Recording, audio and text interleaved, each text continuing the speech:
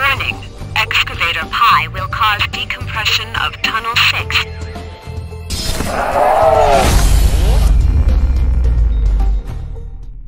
Hey, what's up soldiers? My name is Greg FPS, the Zombies Extraordinaire, and I hope that intro was cringy enough for you. I like making cringy intros because it makes everyone freak out and they're just like, wow, this guy is the worst YouTuber of all time, and that's what I like to do. So anyways guys, today what I got for you guys is the top 10 Call of Duty Black Ops 3 Zombies maps. Now this is completely voted by you guys 100%, so this is not my list. You guys could comment on last week's episode. We got over 250 votes for maps in Black Ops 3. So what I did was I spent about an hour and a half going through all the comments and tallying them all up for you guys to get the list that you guys decided. So don't get mad at me. Once again, this is your votes, but next week you guys are going to be able to vote right now in this video in the comment section below your favorite gobblegum, and that is going to be next week's episode. We're going to do the top 10 gobblegums in Black Ops 3. So without further ado guys, let's get right into the top 10 Call of Duty Black Ops 3 Zombies maps, including Zombies Chronicles. Coming in at the number 10 spot is going to be Revelations. This map occurs after the release of the Shadow Man by Dr. Maxis from the Summoning Key, who then wreaks havoc by sending all the Apothicons from the Dark Aether into the map. Now the really cool thing about this map is it combined a bunch of maps together in one. In the middle, the central hub area, we had Noct, which is really cool. Then around the map there was Verrucht, there was Kino, there was Shangri-La, Mob of the Dead, Origins. Really cool. Some would say that the connecting tunnel from Mob of the Dead to Origins is actually a tunnel from Buried, which I would kind of agree with. And this was really cool. This was the first time that we saw a bunch of maps kind of jam-packed into one. But the reason I think this got the number 10 spot and not higher was just because not a lot of people really enjoyed the ending. The ending was the cycle restarting, and that was cool to see in the end cutscene, but at the same time a lot of people were disappointed. We thought that maybe the end was going to have a better twist to it. Also, the Easter egg took a very long time to solve because of the stupid rock step where you literally shoot rocks and you have to, you know, then shoot them with the Apothicon Servant. Overall, I really did enjoy this map, but it got the number 10 spot by you guys. Coming in at the number 9 spot is actually a surprise to me, and that is the Giant. Now the Giant is a remade version of the classic Der Riese from World at War. This was the first map that introduced Pack-a-Punch way back in the day, but I think it was a good addition to have in Black Ops 3. If you got the season pass, you could get this map for free, and then you were able to play and level up. Now whenever I got sick of Shadows right when the game came out, I would just hop on the Giant, get some levels in, play with friends, just chill. I didn't have to worry about doing an Easter egg or anything eccentric when it comes to zombies. I could just chill, camp on the catwalk with a Draken and Dingo, and go to town up to like round 40 or even more, just sitting there with your Pack-a-Punch guns. Definitely a great map. It's really bare bones and simple, but I think that's what made this map so good, and it got the number 9 spot by you guys. Coming in at the number 8 spot is going to be Ascension. Now, I think this was a perfect map to add into Black Ops 3. With the inclusion of all the different gobblegums, you still really couldn't use Perkaholic because you had to defend all of the different perks on the map from the monkeys. Now, of course, Double Tap and Deadshot Daiquiri weren't originally on the map, so you can get them from the Wonder Fizz and not have to worry about defending those perks necessarily, but still it can be a pain in the butt if you get like Perkaholic, for example. Now, the monkeys are a big pain, but overall this map is really cool. It introduced the Moonlanders, and we also get the storyline implications because that is where Richtofen ended up dropping his journal, and Samantha ended up getting into Yuri's head and influencing him to trap Gersh inside of a Gersh device. So for this Easter egg, it's really simple. There was no achievement that you could get in Black Ops 1, and you still can't get one in Black Ops 3, but we are releasing Gersh from the Casimir mechanism, and that is really cool. In turn, this ends up sending Yuri over to 5 by Samantha, and that is the Pentagon Thief. So overall, this map has a lot of storyline implications, and it was really cool to see this map being brought back because we get to learn more about the Ascension group, which was really cool from the timeline, but also we get to play as the characters being there and the 1.0 versions, and I love Ascension a lot. It's probably one of my favorite maps, and it definitely is a great map in Black Ops 3.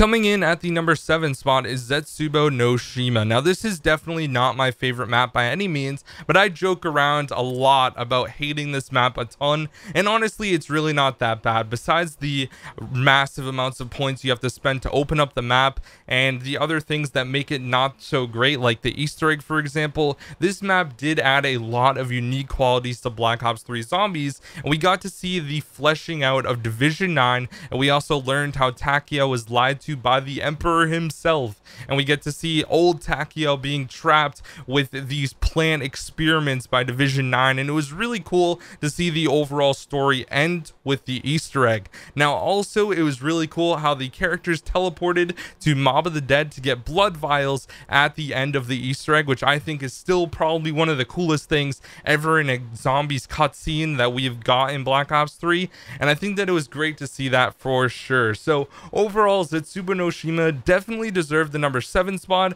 With it, like, all jokes aside, I really do think this map is good, but I don't think it's amazing like some of the other maps further up on the list. But anyways guys, that is the number 7 spot voted by you guys. Coming in at the number 6 spot is a map that took place on April 25th, 1944 in Dimension 63, and that is Shadows of Evil. This map introduced a bunch of stuff like the Apothecon lore, where we saw the Parasites, the Margwas, and even the Shadow Man, and we also got a brand new perk called Widow's Wine. We got arguably one of the best wonder weapons, the Apothecon Servant, and we also got another brand new crew, which was really cool. I think that overall this crew that we got in Shadows of Evil was awesome, and especially Jackie Vincent for saying this quote every 2 seconds. You know who I am, don't you? Jackie fucking Vincent. Overall, Shadows of Evil is a very fun map, and it definitely deserved to be here in this list with the number 6 spot. Coming in at the number 5 spot is another amazing map, and that is Garad Krovi, aka the City of Blood, aka Stalingrad Baby. We got to fight against Nikolai 1.0 in the boss battle, which was amazing, as well as the dragon. Not only were they flying around the map and blowing fire in different areas, these dragons were really cool to see, and we even got to ride them to Pack-a-Punch, which was awesome, and it took place in the hatchery. This map introduced so many really cool things, like the ray gun Mark III, for example, that had the GKZ on one side that basically stopped the zombies, and you could shoot a ray gun Mark III bullet into it, and then it would create a black hole, kind of like Gersh devices or the Apothecon Servant. Now overall, this map was very cool. The Easter egg was a little bit challenging, especially on the bomb step, but overall I think that this map was a ton of fun, and it 100% deserves to be the number 5 spot in this countdown. It's a very enjoyable map and also pretty challenging for most players, so overall I think it had a good mix, and I wouldn't mind if most of the maps were as challenging as this one. So the Garad Krovi got the number 5 spot. Coming in at the number 4 spot is Kino der Toten Remastered. Now this map obviously was from Black Ops 1 and is a fan favorite when it comes to zombies. Everyone played this map way back in Black Ops 1 and everyone loved playing it. It's great for training. It had Nova crawlers, which were first introduced there in Kino, and also we got to see the evolution of zombies pretty much starting off at that point. We got to see Samantha's room for the first time and all that stuff, but this map is definitely a little bit different when it comes to Black Ops 3. Now they don't have the same wall weapons. The Kuda replaced the MP40, the ICR replaced the M16, and now we have to get the M16 and the MP40 from the box, which doesn't really make sense. And they did change up a lot of different things, but overall this map is just so good and so fresh, and it's always fun to play if you just want to play a quick game or if you want to go for a really long time and go for some high rounds. So Kino is definitely a great map, and it got the number 4 spot as the top 10 maps in Call of Duty Black Ops 3 Zombies. Coming in the number 3 spot is a Broken Arrow facility at Groom Lake at Area 51. Then you teleport to Moon, and the map is Moon. Moon is so good. It is my favorite remastered map in Black Ops 3, and I think that they did a tremendous job remaking this map. We got the introduction of Space Dog, which is a really cool Easter egg that MC Sport Talk started, and also we got to see a bunch of other really cool things changed about the map to make it better. Now it's bright. The biodome is so nice. There's palm trees. It feels like you're, you know, living life when you play on the biodome. And overall, the map definitely got changed for the better. Now, we have the same standard weapons that we're used to in Black Ops 3, but also you can do the Easter egg solo for the first time. It's only a pain to get Gersh devices and the QEDs from the box when you need to use a certain one of them. But other than that, I think that this map is very, very enjoyable, and I think it's really cool how they made it a soloable Easter egg. So overall, Moon got the number 3 spot. Coming in at the number 2 spot is Horizon Drac. Now, this was the DLC 1 map that really set everything in motion for Black Ops 3 and got the hype train rolling. This is where we have to shoot down Dempsey 1.0 and kill him at the end to get his soul. We also end up blowing up the moon, and it was so cool to fight the Keeper. We got the MPD teleported there. This map was filled with a bunch of awesome stuff, and who could forget the elemental bows? It's safe to say that pretty much every Zombies fan loves elemental weapons, especially when there's 4 of them on the map. And that's going to lead me on to Origins, which comes in at the number 1 spot for the best map in Black Ops 3 Zombies, voted by you guys. Origins got a ridiculous amount of votes. It had to be at least 75, which is just ridiculous. I think that everyone loves Origins. It's safe to say that it is definitely one of the most fan favored maps of all time, whether or not it was even remastered in Black Ops 3.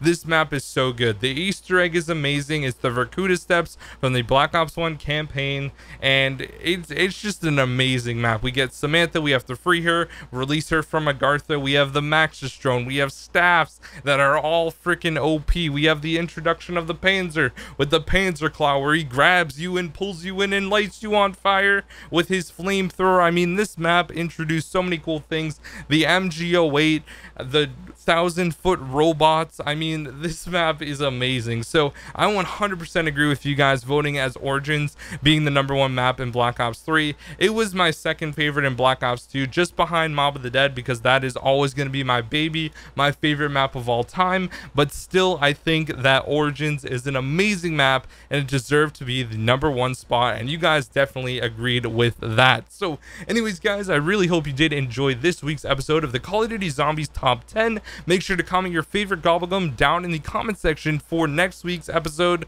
I do this every single Saturday. I always have a cringy intro to kind of get you into the mood of the video. So I really hope you did enjoy, and thank you so much for watching. My name is Greg FPS, the Zombies Extraordinaire, and I'll see you in the next video. Peace out.